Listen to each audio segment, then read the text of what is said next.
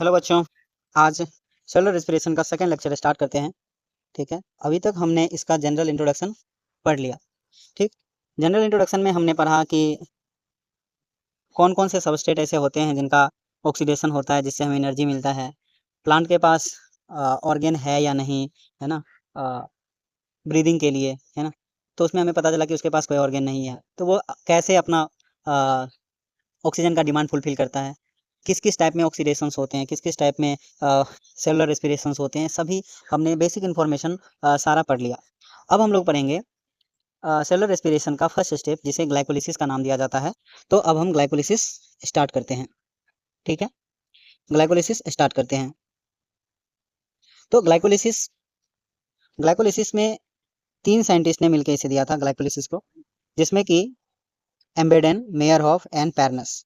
इसे EMP pathway भी बोला जाता है। Glycolysis is also known as EMP pathway, है ना, ईएमपी पाथवे। ईएमपी पाथवे भी इसे बोला जाता है। 3 साइंटिस्ट के रिगार्डिंग, एम्बेडेन, है ना, मेयरहोफ एंड पैर्नस। ठीक है, ग्लाइकोलिसिस एक ग्रीक वर्ड है ना। ग्लाइकोलिसिस क्या है? एक ग्रीक वर्ड है। ग्लाइकोलिसिस क्या है? ग्रीक वर्ड है। ग्लाइकोलिसिस ग्रीक वर्ड है। ठीक है, जिसका मीनिंग क्या होता है? ग्लाइकोस का मतलब होता है शुगर, और sweet and lysis means breakdown. तो यहाँ पे शुगर का ब्रेकडाउन होता है, जिसे क्या होता है? ग्लाइकोलिसिस हम लोग बोलते हैं। अब बात करते हैं कि ग्लाइकोलिसिस का लोकेशन क्या है। Location of cell division, sorry यहाँ पे location of glycolysis. Location of glycolysis कहाँ होता है? सेल डिवीजन में होता है लोकेशन। किसका होता है? लोकेशन ऑफ ग्लाइकोलिसिस क्या होता है?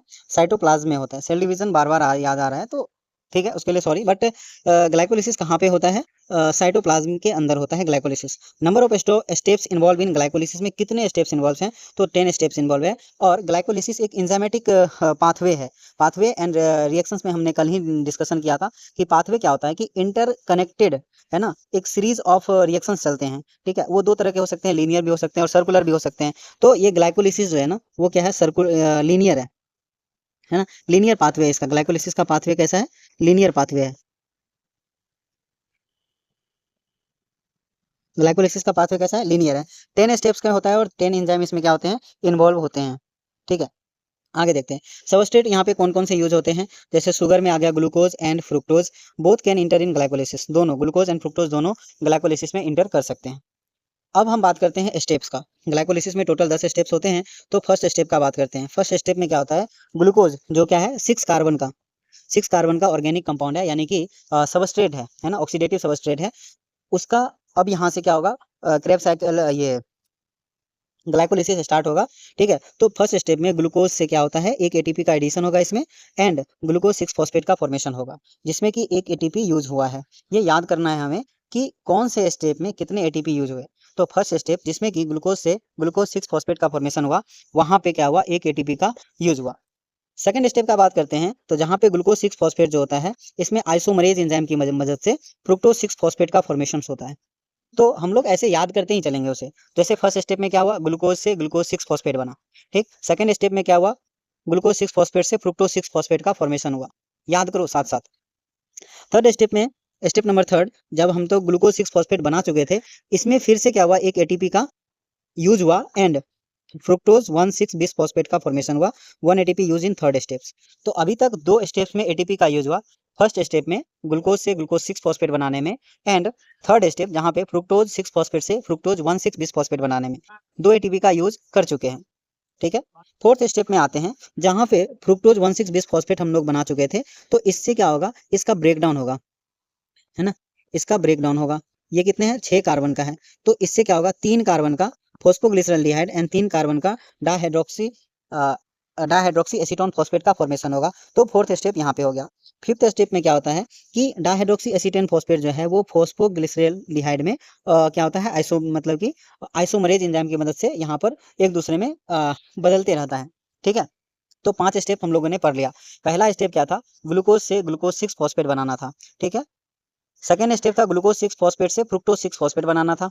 एंड थर्ड स्टेप में फ्रुक्टोज 6 फॉस्फेट से एक एटीपी का यूज करते हुए फ्रुक्टोज 1,6 बिसफॉस्फेट का फॉर्मेशन किया।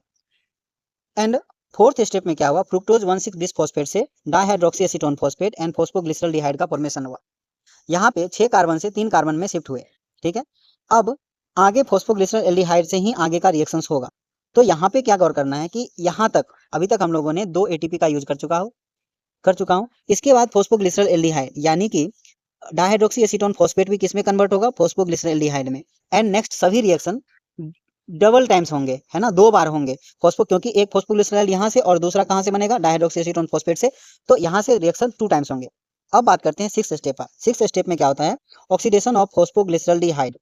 फॉस्फोग्लिसरॉल्डिहाइड का ऑक्सीडेशन होता है ना। यहाँ पे फर्स्ट टाइम ऑक्सीडेशन हम लोग देख रहे हैं। अभी तक हमने क्या किया, फॉस्फेट को ऐड किया, है ना, उसका आइसोमरेज किया, फिर से फॉस्फेट ऐड किया, लेकिन अभी तक किसी भी तरीका का ऑक्सीडेशन का हमने चर्चा नहीं किया, ठीक है। अब यहाँ पे ऑक्सीडेशन होगा और ऑक्सीडेशन होने से यहाँ से हम देखते हैं तो ये 2 फॉस्फोग्लिसरॉल्डिहाइड है ना, ये क्या है, 2 फॉस्फोग्लिसरॉल्डिहाइड है, ठीक है। ये 2 फॉस्फोग्लिसरॉल्डिहाइड है क्योंकि एक डाइहाइड्रोक्सी एसीटोन फॉस्फेट से और एक फॉस्फोग्लिसरॉल्डिहाइड से, तो 2 फॉस्फोग्लिसरॉल्डिहाइड बना। तो यहाँ पर भी क्या होगा, 2 NADH का फॉर्मेशन होगा, ठीक। अब बात करते हैं इसमें क्या हुआ, जब ऑक्सीडेशन हुआ तो कुछ एनर्जी रिलीज हुआ, उस एनर्जी रिलीज की वजह से यहाँ पर एक फॉस्फेट का एडिशन और हो गए, ठीक है। फॉस्फोग्लिसरॉल्डिहाइड में एक फॉस्फेट का एडिशन और हो गए, तो हमारे पास प्रोडक्ट क्या बना, 1,3-bis फॉस्फोग्लिसरेट। इससे क्या बना, 1,3-bis फॉस्फोग्लिसरेट का फॉर्मेशन हुआ। अब 7th स्टेप में बात करते हैं, तो 7th स्टेप में क्या हुआ, 1,3-bis फॉस्फोग्लिसरेट से एक जो है ना फॉस्फेट आयन रिलीज हुआ, है ना, जिससे क्या हुआ, एटीपी का फॉर्मेशन हुआ। फर्स्ट टाइम यहाँ पर क्या हुआ, एटीपी का फॉर्मेशन हुआ, है ना, इंटू 2, यानी कि 2 एटीपी यहाँ पे फॉर्म हुआ, है ना, 2 एटीपी यहाँ पे बना। तो 7th स्टेप में एटीपी बना। फर्स्ट ऑक्सीडेशन कहाँ पे हुआ था, 6th स्टेप में हुआ था। 7th में एटीपी का फॉर्मेशन हुआ जब 1,3-bis फॉस्फोग्लिसरॉल्डिहाइड से 1,3-bis फॉस्फोग्लिसरेट से 3 फॉस्फोग्लिसरेट का फॉर्मेशन हुआ। उस समय 2 एटीपी का रिलीज हुआ, है ना, एक रिएक्शन में 1 एटीपी का, और यहाँ पे 2 मॉलिक्यूल हमें मिला है 1,3-bis फॉस्फोग्लिसरेट का, इसीलिए 2 एटीपी मैं बोल रहा हूँ। ये रिएक्शन भी क्या होगा, 2 टाइम्स होंगे, ये रिएक्शन भी क्या होगा, 2 टाइम्स होंगे, है ना। तो यहाँ पे 3 फॉस्फोग्लिसरेट से 2 फॉस्फोग्लिसरेट का फॉर्मेशन होगा 8th स्टेप में। 9th स्टेप में क्या होता है, वाटर का रिमूवल होता है ना, उसमें क्या होता है, 2 फॉस्फोग्लिसरेट, है ना, 2 फॉस्फोग्लिसरेट से फॉस्फोइनोल पाइरुवेट का फॉर्मेशन होते हैं, 2 फॉस्फोग्लिसरेट से फॉस्फोइनोल पाइरुवेट का फॉर्मेशन होते हैं। एंड 10th स्टेप का बात करते हैं, तो फॉस्फोइनोल पाइरुवेट में एटीपी का रिलीज फिर से होता है, तो यहाँ पर भी क्या होगा, 2 एटीपी का रिलीज होगा।